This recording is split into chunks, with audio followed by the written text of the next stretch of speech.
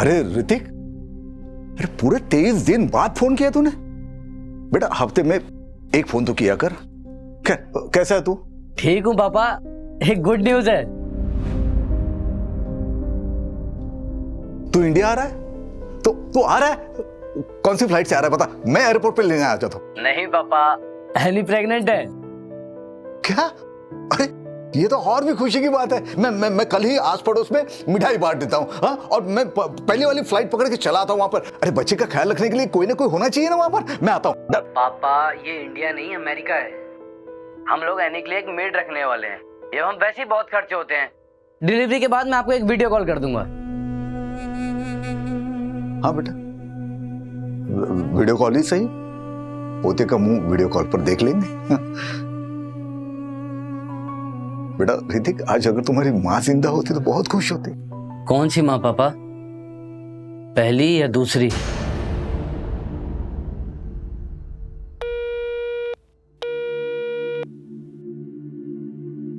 आयला, ऐसा बोला तेरा बेटा? लेकिन तूने तो ये सब उसके लिए किया था ना? मैं 16 साल का था जब पिताजी ने प्राजक्ता से शादी करा दी। प्यार व्यार कुछ पता नहीं था मुझे। ऋतिक हुआ, उसके बाद पल्लवी, उसके बाद प्राजक्ता से बस प्यार होने वाला ही था। हाँ, सब जानती हूँ। मैडम को कैंसर हो गया, मैडम चल बसी, फिर उसके बाद तुमने दूसरी शादी की, तुम्हारी दूसरी बीवी भी भाग गई। 10 बार सुन चुकी हूँ ये स्टोरी।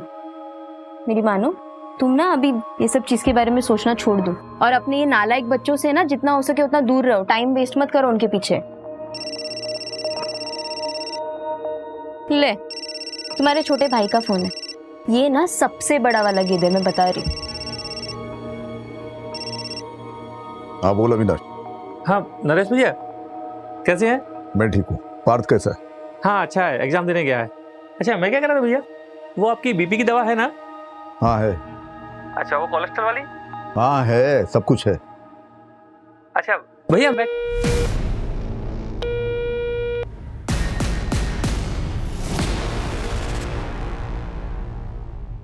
पापा दवाई का टाइम हो गया, आप दवाई ले लो, उठ जाओ। अरे वकील साहब। हाँ नमस्ते अंकल। नमस्ते नमस्ते। अरे कैसी है तबीयत? अरे भाई तेरे जैसा वकील ऐसे बीमार पड़ा रहेगा तो तेरे क्लाइंट को तो जज फांसी पे चढ़ा देगा। अरे नरेश तू भी। अरे आशीष बेटा, तो अंकल के लिए 2 चाय लेकर आ। हाँ। अरे नहीं चाय नहीं, चाय अभी पी के आ रहा हूँ। रेखा ने बनाया था, तू बैठ।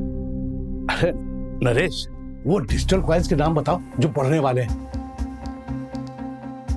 अरे अंकल, कोई कॉइन्स वाइन्स का दाम बताने की जरूरत नहीं है इनको। कैसे दाम कैसे फ्लक्चुएट होते रहते हैं उसके ऊपर नीचे, उनकी तरह ना इनका भी बीपी ऊपर नीचे होता रहेगा। अरे बाप की सेहत का इतना ही ख्याल है तो प्रताप के लिए एक बहू ले गया अच्छी सी। अरे प्रताप, वो उस लड़की की फोटो भेजी थी ना मैंने तुम्हें, वो दिखाओ। ये वाली? ये देख, ये इसका नाम सुनिधि है, यहाँ वाशी में परिवार के साथ रहती है। अच्छे है ना?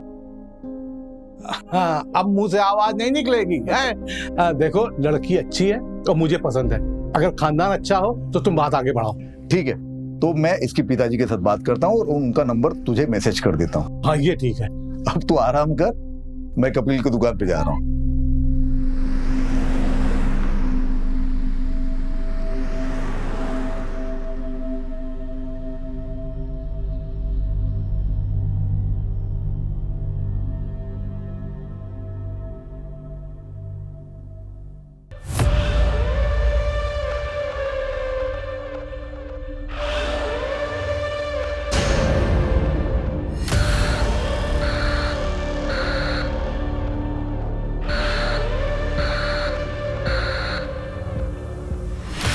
कपिल भाई, मैंने सुना दाल के भाव फिर से बढ़ गए।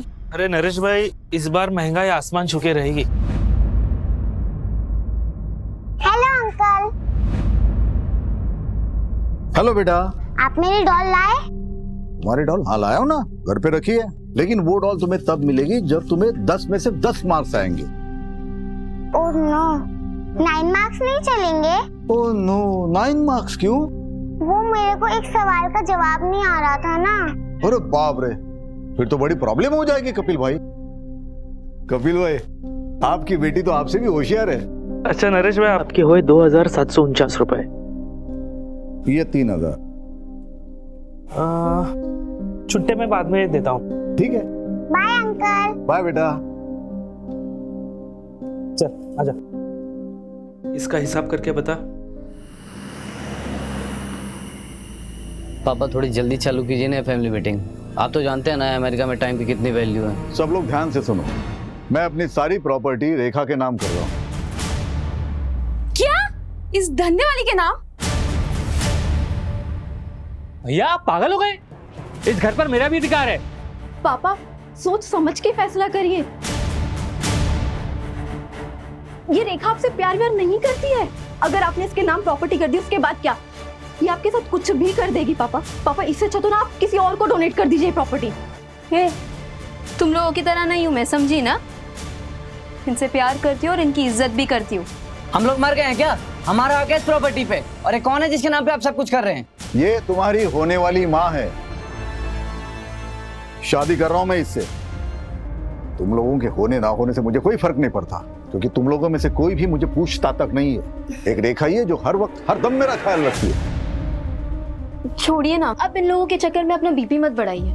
ये लोग तो गैरों से भी बदतर हैं। आप चलिए तमीज से। होने वाली माँ हूं तुम्हारी और तुम्हारी भाभी। निकलो, तुम लोग निकलो यहाँ से, निकलो जल्दी, निकलो यहाँ से।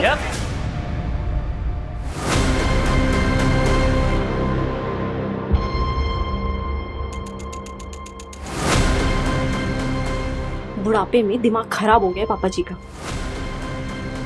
घी अगर सीधी उंगली से ना निकले तो उंगली टेढ़ी करनी पड़ती है।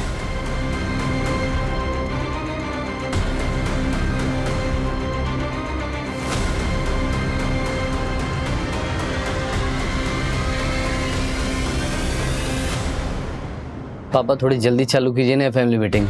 आप तो जानते हैं ना अमेरिका में टाइम की कितनी वैल्यू है। सारा प्लान वेस्ट हो गया।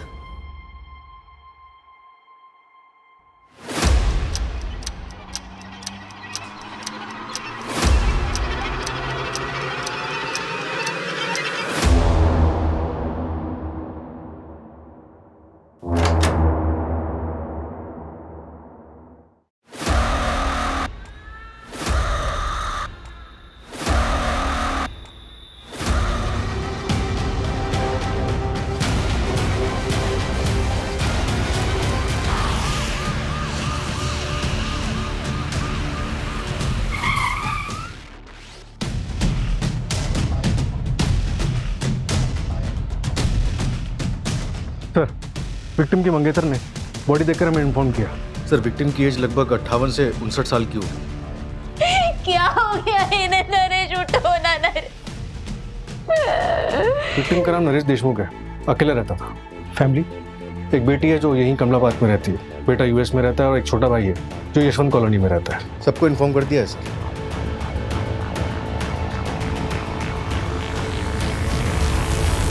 सुनो ना अविनाश, बात को मम्मी के यहाँ पे छोड़ दे क्या? अरे इतना पैनिक मत हो, नहीं तो सब गड़बड़ हो जाएगा।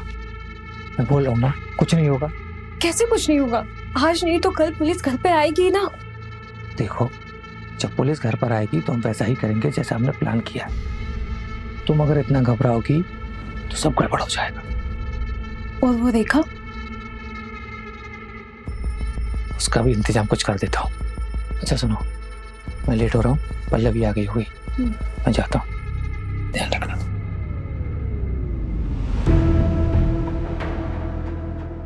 कल रात को 8 बजे तक मैं ऐसे निकल गई थी। बाद में फोन पे बात भी हुई हमारी। तब मुझसे कहा कि मैं सोने जा रहा हूँ। सुबह नाश्ता लेके आई तो देखा कि दरवाजा खुला हुआ था। अंदर आई तो अच्छा ये बताओ कि घर से कुछ चोरी हुआ है? मंगेतर मरा है मेरा और आपको चोरी की पड़ी है। देखो, हमें ये सब जानना जरूरी है क्योंकि इन्वेस्टिगेशन उसी हिसाब से होगी। तो सब आज ही करना है आपको। मंजू, पंचनामा करके बॉडी को तुरंत पोस्टमार्टम के लिए भिजवाओ। Okay sir. जैसे ही फैमिली से कांटेक्ट होता है थाने बुलाओ।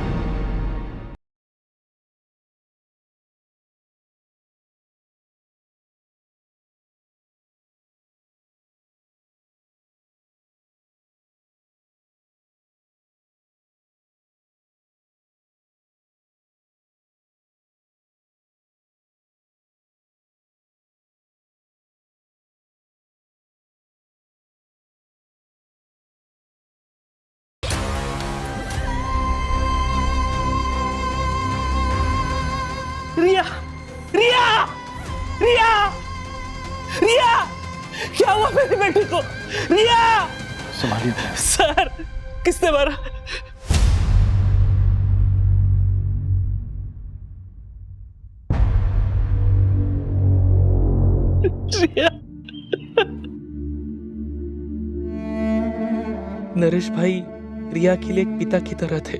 वो उसे ट्यूशन पढ़ाते थे। कई बार वो पढ़ते पढ़ते वही सो जाती थी। कल भी रिया गई थी ट्यूशन पढ़ने उनसे? नहीं, मैंने उसे नरेश भाई के छुट्टे पैसे लौटाने भेजा था। क्यों क्यों भेजा? संभालिए अपने आप को। तो जब रिया वापस नहीं आई तो आप उसे नरेश जी के घर देखने नहीं गए? मैं दुकान पे था देर रात तक। हमेशा की तरह मुझे लगा शायद वो वहीं सो गई होगी। मुझे जाना चाहिए था, मेरी बच्ची बच जाती। रिया की माँ कहाँ है? 3 साल पहले मुझे और रिया को छोड़कर भाग गई वो।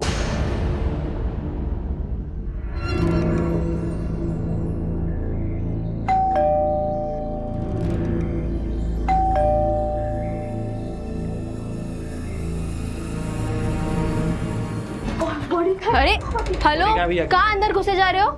कहाँ है पापा की बॉडी? पुलिस वाले ले गए। और हाँ, तुम दोनों को भी थाने बुलाया। और तुझे यहीं छोड़ गए? हाँ, उन्होंने कहा कि घर वालों को भेज देना। अक्सर असली दुश्मन घर वाले ही होता है ना। चल पल्लवी। वैसे कल रात के झगड़े के बारे में मैंने अब तक पुलिस वालों को नहीं बताया। हाँ, अगर चाहती तो बता सकती। मतलब क्या है तेरा? कल रात को ही तुम लोगों के साथ उनका झगड़ा हुआ। या आप पागल हो गए? इस घर पर मेरा भी अधिकार है। और कल रात को ही उनका मर्डर भी हो गया। अब इसका मतलब तुम निकालोगे या मैं पुलिस वालों को बताऊं? क्योंकि वो एकदम परफेक्ट मतलब निकालेंगे। नहीं सुन, वो मेरे भैया थे और पल्लवी के पिता। खून का रिश्ता है हमारा उनसे। और तू ना हमसे दूर ही रहना। चल पल्लवी।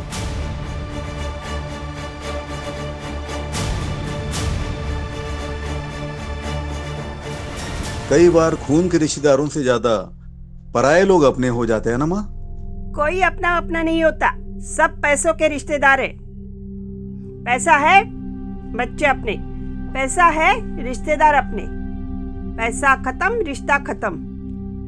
तू क्यों फिक्र कर रहा है? तेरे पास तो इतना सारा पैसा है। तेरी गाड़ी आई? अरे नहीं माँ, इस उम्र में गाड़ी लेके क्या करूंगा। मैं सोच रहा हूँ पल्लवी को गाड़ी लेके दे दूं। वो बेचारी स्कूटी से जाती है कॉलेज। कितनी बार समझाया तुझे, पर तू नहीं समझता। लुटा दे अपनी सारी दौलत अपने नालायक रिश्तेदारों पे, लेकिन जब तू मरेगा ना, तेरे कफन के लिए किसी के पास से पैसा भी नहीं निकलेगा। तो तू दे दे ना कफन। हाँ, दे दूंगी ना। ये चादर तूने ही दी है ना, यही दे दूंगी। शहर में हुए डबल मर्डर ने पूरे खोपोली के लोगों को सकते में डाल दिया है। इस चौंका देने वाले मर्डर ने एक बार फिर से पुलिस प्रशासन पे सवाल उठाया है। क्या शहर के लोग सेफ हैं? देखिए, बॉडी पोस्टमार्टम के लिए भेजी गई है। 24 घंटे बाद आपको दे देंगे। पापा तो बहुत अच्छे आदमी थे, भला उन्हें ऐसे कोई क्यों मारेगा? क्यों झूठ बोल रही है पल्लवी? सर मैं आपको बताता हूँ। दरअसल भैया एक नंबर के अड़ियल इंसान थे। भाभी के जाने के बाद उन्होंने ऋतिक को अमेरिका भेज दिया, तो जिससे उनकी अय्यासी चलती रहे। सर आप देखना, पीएम की रिपोर्ट आने वाली है, उसमें पक्का उनको एड्स निकलेगा। चाचू, आप ये क्या कह रहे हैं? हाँ तो झूठ क्या बोल रहा हूँ, जो सच है वही बता रहा हूँ। तो रेखा को पता था ये सब? उसे क्या ही फर्क पड़ता है, वो तो खुद एक धंधे वाली थी। रेखा तो मंगेतर थी ना नरेश जी की। हाँ, दिमाग खराब हो गया था पापा का। कल रात आप लोग कहाँ थे? अपने घर पे पापा से मिलने गए थे, फिर सब अपने अपने घर आ गए। सब एक साथ मिलने गए थे, जाहिर सी बात है कोई खास वजह होगी। कल रात पापा अपने प्रॉपर्टी का बंटवारा करने वाले थे। तो हो गया बंटवारा? मैं अपनी सारी प्रॉपर्टी रेखा के नाम कर रहा हूँ। भैया आप पागल हो गए? निकलो यहाँ से। नहीं सर, बस कैजुअल डिस्कशन हुआ और कुछ नहीं।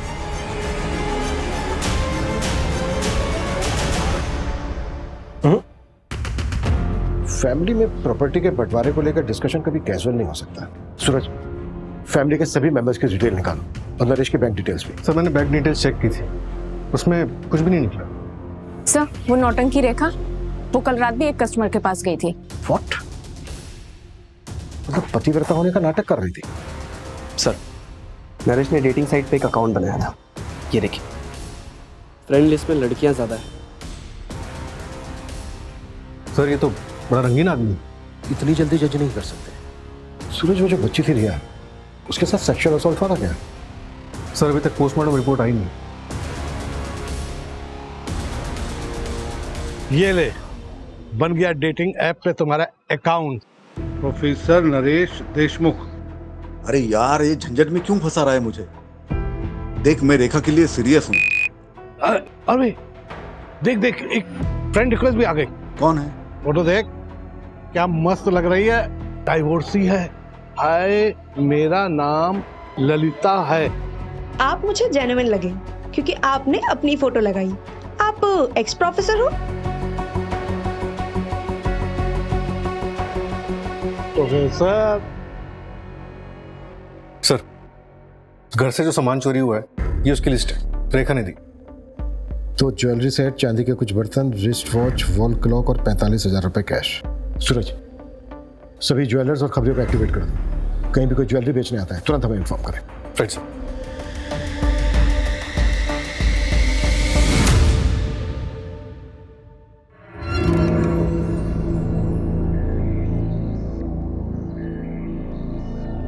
सर, कपिल की बीवी नीतू के बारे में पता किया मैंने। रत्नागिरी से है, वहाँ उसका मायका भी है और 8 महीने से वहाँ वो किसी आदमी के साथ रह रही है। कपिल ने अपनी बीवी को डिवोर्स दिया था क्या? पता नहीं सर, लेकिन नीतू ने कभी रिया को ले जाने की भी कोशिश नहीं की। अविनाश, उस रात झगड़े के बाद तुम वापस घर नहीं आए थे? कहाँ गए थे? वो अपने एक दोस्त के यहाँ गया था। क्यों? ऐसे ही। और जब मैं घर पर आया तब तुम घर पर नहीं थी। कहाँ गई थी? कचरा फेंकने गई थी। फालतू के सवाल मत पूछा करो मुझसे। सर मुझे शक नहीं, पूरा यकीन है ये काम रेखा का ही है और अब वो चली भी गई है। इतने यकीन के साथ कैसे कह सकते हो? सर पापा उसके नाम पे प्रॉपर्टी कर रहे थे तो उनके मर्डर के बाद पूरा बेनिफिट उसे ही मिलेगा। प्रॉपर्टी उसके नाम पर हुई? नहीं। तो बेनिफिट कैसे हुआ उसे? तो सर ये फिर चाचू ने किया होगा। प्रॉपर्टी के लिए? प्रॉपर्टी और पार्थ दोनों के लिए। पार्थ क्यों? सर पार्थ मेरा सौतेला भाई है और परी चाची मेरी सौतेली माँ। वो पापा की दूसरी वाइफ रह चुकी है। What? हाँ सर, 2 साल पहले परी चाची ने पापा को छोड़ के अविनाश चाचू से शादी कर ली थी और पापा ने तो केस भी फाइल किया था पार्थ की कस्टडी के लिए। इन्हीं सब के बीच पापा उस रेखा के चक्कर में फंस गए और चले थे उस धंधे वाली से शादी करने।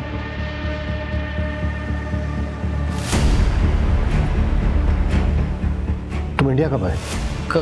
कल ही आया था सर। मैं जाऊँ?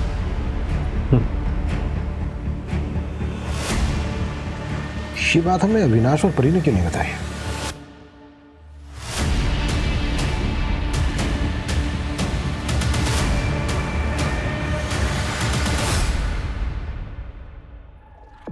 सर रेखा की माँ बीमार है इसलिए वो गांव गई थी।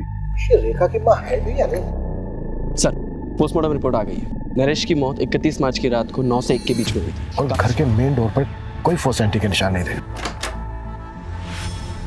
शायद कातिल नरेश के जानने वाला था। कॉल रिकॉर्ड्स और फोन लोकेशन कब तक आ रही है? कल तक आ जाएगी सर। रिया की पोस्टमार्टम रिपोर्ट का क्या हुआ? सर ये देखिए, सेक्सुअल असॉल्ट इनकंक्लूसिव है। हो सकता है रिया को नरेश से पहले मारा गया हो, लेकिन डिफरेंस सिर्फ 1 घंटे का है। तो क्या मेन टारगेट रिया थी?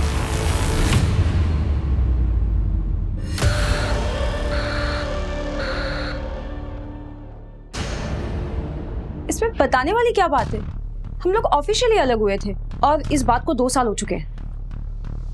हम सबके बीच में वैसे भी सब ठीक ही चल रहा था। पार्थ की कस्टडी को लेकर केस चल रहा था आप लोगों के बीच और आप कह रही हैं कि सब कुछ ठीक चल रहा था?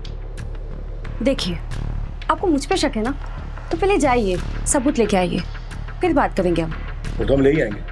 पहले ये बताइए कि विनाश कहाँ है? ऑफिस गए।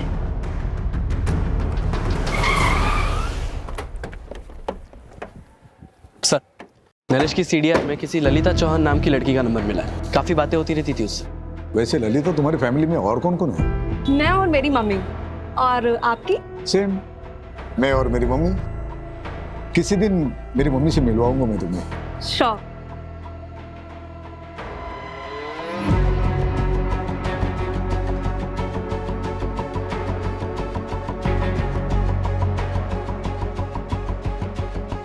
देखो ललिता, मुझे गलत मत समझना। मैं एक दोस्त की तरह मिलने आया हूँ तुम्हें और ये ऐप पे जो अकाउंट है ना वो मैंने नहीं बनाया था, मेरे दोस्त ने बनाया था मेरे नाम से, और ऑलरेडी मेरी एक मंगेतर है। It's okay, I understand. Actually मुझे आपसे एक हेल्प चाहिए थी। आप आर एम सहानी कॉलेज में प्रोफेसर थे ना? हाँ, मैं वहाँ जॉब के लिए अप्लाई करना चाहती हूँ, तो क्या आपकी कुछ मदद मिल सकती है? अरे बिल्कुल करूंगा। वहाँ के प्रिंसिपल तो मेरे दोस्त है, बहुत अच्छे दोस्त है, मैं बात करता हूँ उनसे। तुम सिर्फ इंटरव्यू दे के आना। Thank you so much. क्या? लेकिन नरेश जी की माँ तो है ही नहीं। अरे लेकिन ऐसे कैसे हो सकता है? उन्होंने तो मुझे अपनी माँ की फोटो दिखाई थी और वो उनसे मुझे मिलाने भी वाले थे। अच्छा, तुम्हें नरेश जी ने कभी कुछ और बताया या फिर उनके बारे में कोई ऐसी बात जो इन्वेस्टिगेशन में हमारी हेल्प कर सके? पता नहीं आपके लिए कितना हेल्पफुल होगा, पर नरेश जी ने बताया था कि उनका एक भाई है, क्या नाम है उसका, हाँ अविनाश। वो थोड़े अजीब हैं, अडल्ट साइट्स और डार्क वेब देखने के आदी हैं। हेलो, क्या? ओके, मैं आती हूँ। तुमने सीधे डीसीपी ऑफिस में कंप्लेंट डाल दी। अरे तुम्हें हमारे पास आना चाहिए था ना। तो तुम्हें ये लगता है कि तुम्हारी वाइफ नीतू ने रिया को मारा है? लगता नहीं है मैडम, मुझे यकीन है, क्योंकि उस दिन नीतू यहीं खोपोली में थी।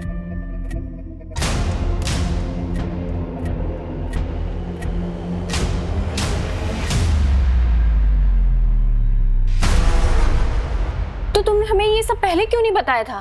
बेटी की लाश हाथों में थी मैडम, मेरा दिमाग सुन हो गया। तो जब याद आया था तब पुलिस स्टेशन आना चाहिए था ना। तुम तो पहुंच गए सीधे डीसीपी ऑफिस। हम गरीबों की कौन सुनता है मैडम, और मैं देख रहा हूँ आप लोग सिर्फ नरेश भाई की मर्डर की जांच कर रहे हैं। आप लोग ये मान चुके हो कि जो कुछ हुआ है वो नरेश भाई के लिए हुआ है और उसमें मेरी बेटी रिया की जान गई, लेकिन इसका उल्टा हुआ है मैडम। रिया को नीतू ने मारा है और उसमें नरेश भाई मरे। हाँ सुनो, एक नंबर ट्रैक करो, अर्जेंट है। नीतू शर्मा नाम है, नंबर भेजती हूँ मैं।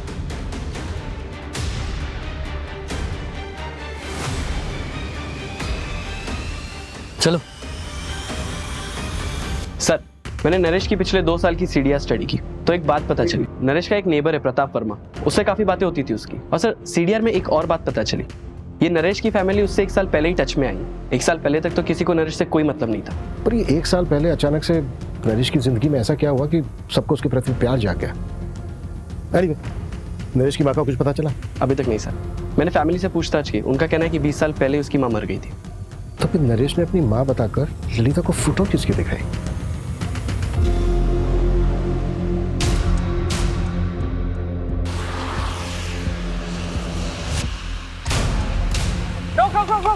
रोक।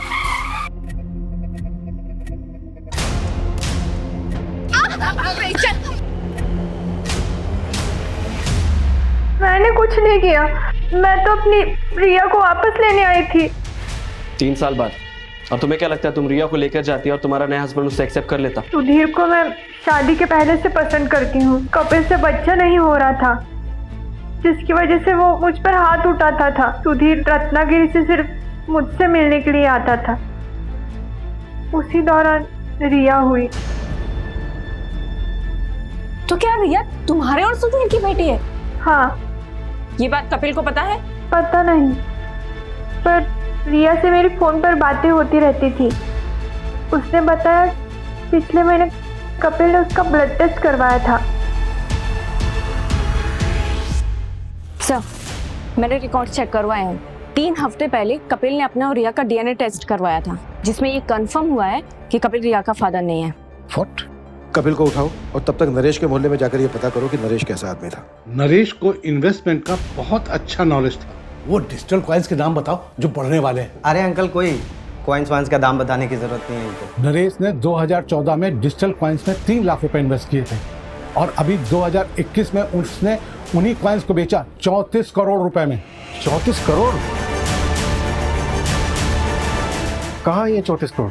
हमने तो उनका बैंक अकाउंट चेक किया था, उसमें तो कुछ भी नहीं मिला। अबे 34 करोड़ कहाँ है ये तो मुझे नहीं पता, लेकिन ये नरेश के रिश्तेदार जो उसके पीछे दुम हिलाते घूम रहे हैं वो सिर्फ उस 34 करोड़ के लिए।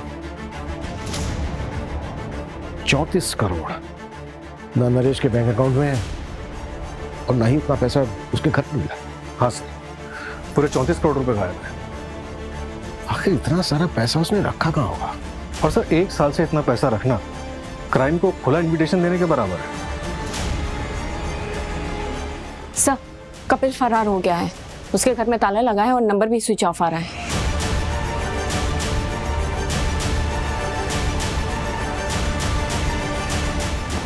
सर, ललिता सही बोल रही थी। मैंने नरेश के ऑनलाइन ड्राइव से ये फोटो रिकवर किया है। पता करो कौन है औरत। Yes sir.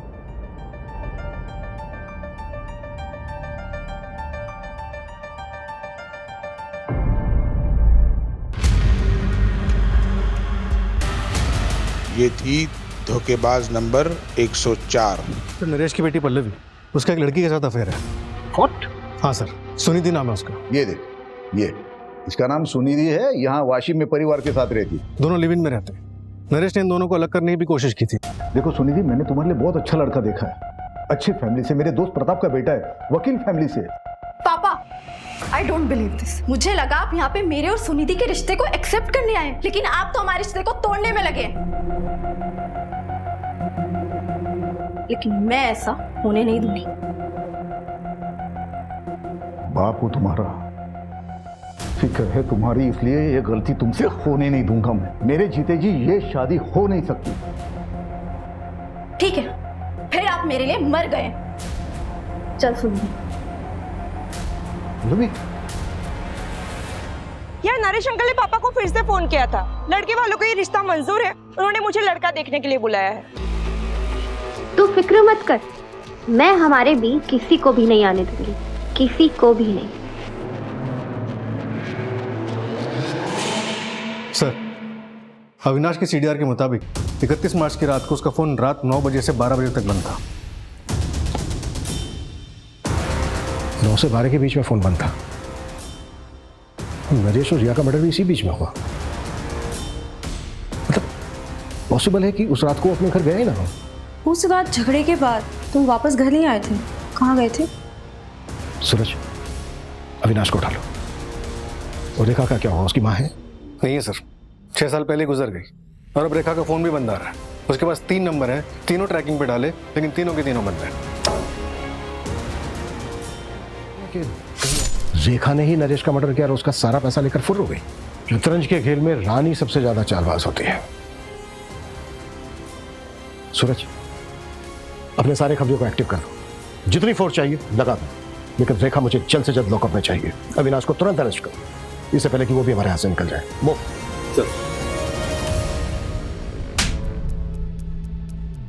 याद आया?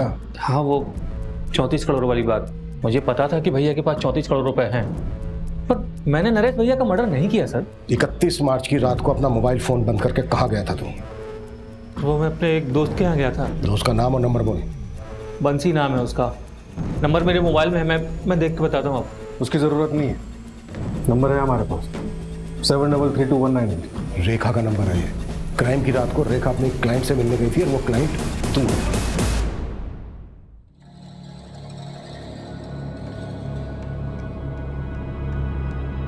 क्या रेखा, इतना बड़ा हाथ मार लिया फिर भी चिल्लीगिरी करने आ गई? राजा, तू ना मेरा कस्टमर है और अब तक करोड़पति बनी नहीं हूं मैं।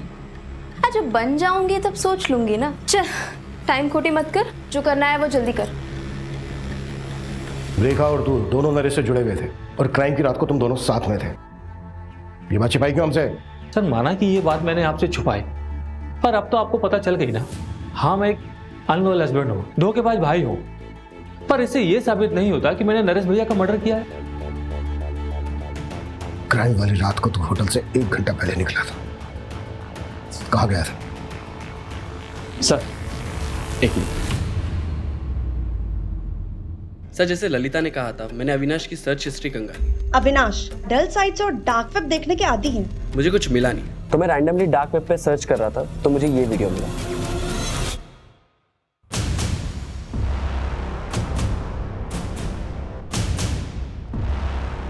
कौन है ये लोग? ट्रैक किया जा सकता है इनको? पॉसिबल है, पर टाइम टेकिंग है सर। लेकिन मुझे आपको और एक चीज़ दिखानी है। ये देखिए, उस वीडियो के बाद मैंने थोड़ा और सर्च किया तो मुझे ये साइट मिली, जो कि नरेश के मरने के 3 दिन बाद बनाई गई थी, और इसी पे वो दोनों वीडियो अपलोड किए गए थे। ये देखिए, नरेश का वीडियो। और तो और सर, नरेश के नाम से ही अपलोड किया गया है। वीडियो का टाइटल है नरेश देशमुख पनिशमेंट। कैसा पनिशमेंट है? और वो जो दूसरा वीडियो बता रहे थे वो? हाँ सर। मंजू, ये वही लड़की है ना जिसके साथ नरेश चैट करता था? हाँ सर, ललिता, और इससे मैंने बात भी की थी। विपुल, ये वीडियो जिसने अपलोड किया है उसको ट्रैक करने की कोशिश करो। ये बंदा जल्द से जल्द चाहिए मुझे। Okay sir. मेरा नाम कपिल गुप्ता है। मैं खोपोली महाराष्ट्र का रहने वाला हूँ। मुझे आप लोगों से एक जरूरी बात कहनी है। सर, अपलोडर का आईपी एड्रेस ट्रैक हो गया है। ये देखिए, ये वीडियो आज सुबह ही अपलोड हुई है। धोखेबाज की तलाश जारी है। अगर आपको भी किसी ने धोखा दिया है तो उसका प्रोफाइल हमें भेजिए, उसकी सजा हम तय करेंगे। ये तो खुलेआम सुपारी उठा रहा है। नहीं सर, हर कोई डार्क वेब एक्सेस नहीं कर सकता। आईपी एड्रेस क्या है? शॉकिंग है सर, ये देखिए। ये मास्क तुम्हारे घर से मिला है और डार्क वेब का जो आईपी एड्रेस है वो तुम्हारे फोन का है। सर, हम लोग सिर्फ फेक मर्डर सीन शूट करते थे वायरल होने के लिए। हमने नरेश का मर्डर नहीं किया है। तो तुम अपने फादर को उनके नाम से बुलाते हो? मेरा कोई बाप नहीं है, सिर्फ एक माँ है। इस लड़की के साथ क्या किया? कौन है ये? हम नहीं जानते। ये बच्चे नरेश का मर्डर करेंगे मुझे नहीं लगता। नरेश का मर्डर बहुत ही ब्रूटली हुआ है।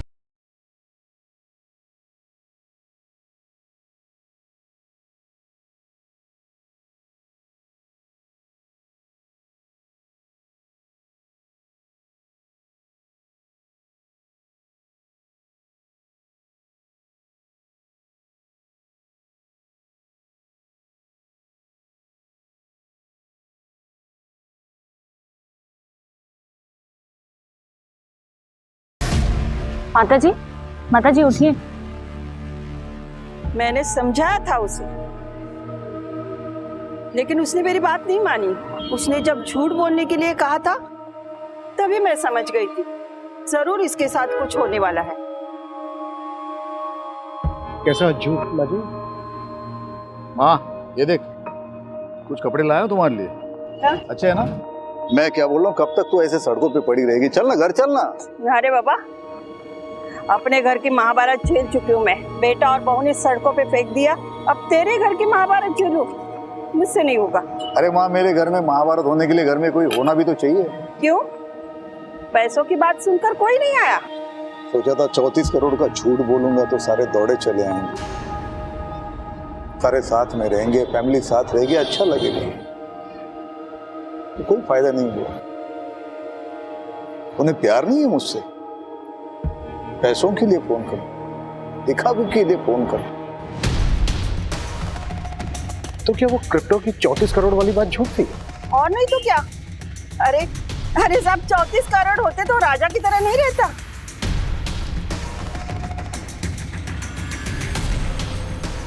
आखिर किलर आया किसके लिए? रिया के लिए या फिर नरेश के? मंजू, जो दूसरा अपलोडर था उसकी कोई अपडेट? ललिता की लोकेशन डिटेल्स चेक कर रहे हैं। अगर उसकी लास्ट लोकेशन पता लग जाए तो शायद हम दूसरे अपलोडर तक पहुंच जाए। सर, एक और बात, कपिल ने अभी एक वीडियो अपलोड किया है ऑनलाइन, जिसमें उसने पब्लिक से गुहार लगाई है कि पुलिस उसे झूठे केस में फंसा रही है। तो फिर भागा क्यों कर रहा है?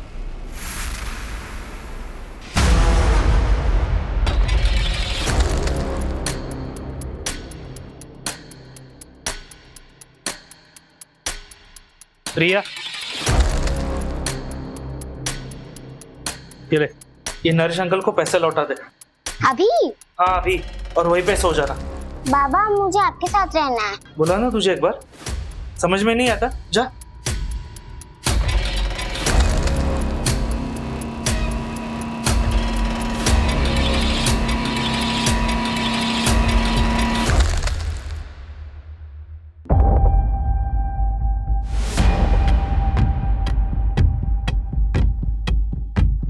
मंजू, मेरे केबिन में आओ।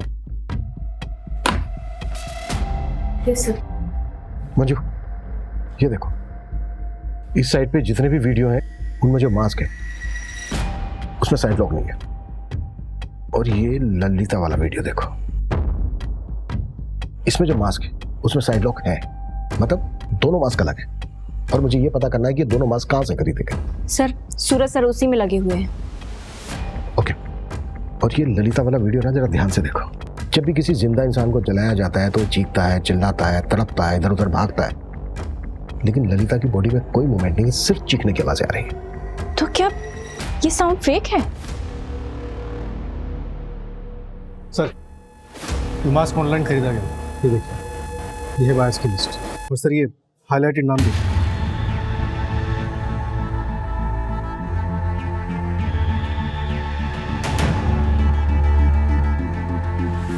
मंजू, लोकेशन ट्रैक हो गई है, मैंने तुम्हें डिटेल्स भेज दी।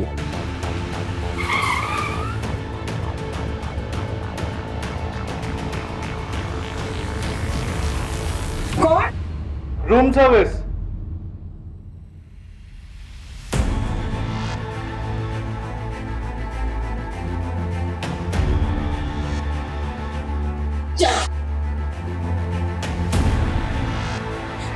सर मैं एक एक्टर हूँ, मराठी सीरियल में छोटे मोटे रोल प्ले करती हूँ। उसने मुझे बोला एक रोल प्ले करना है। सुन के मैंने शुरुआत में मना कर दिया सर, शपथ, पर फिर घर का रेंट और खर्चे तो मैंने कर लिया सर।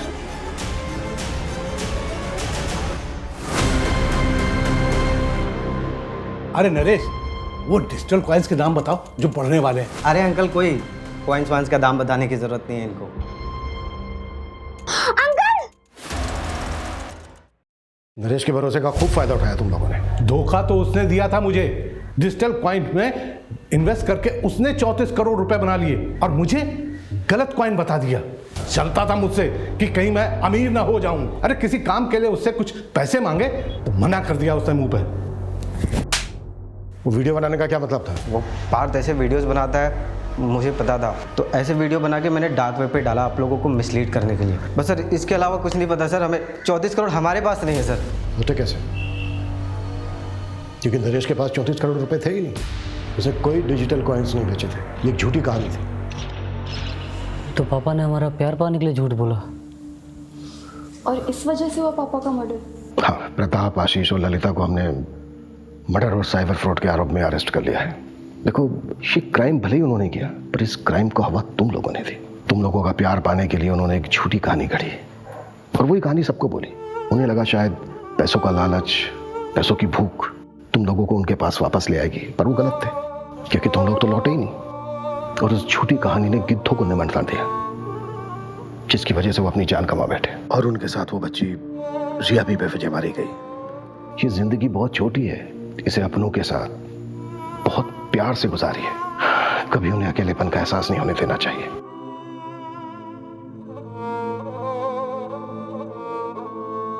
मैंने तेरे लिए स्पेशल भिंडी मसाला बनाया है।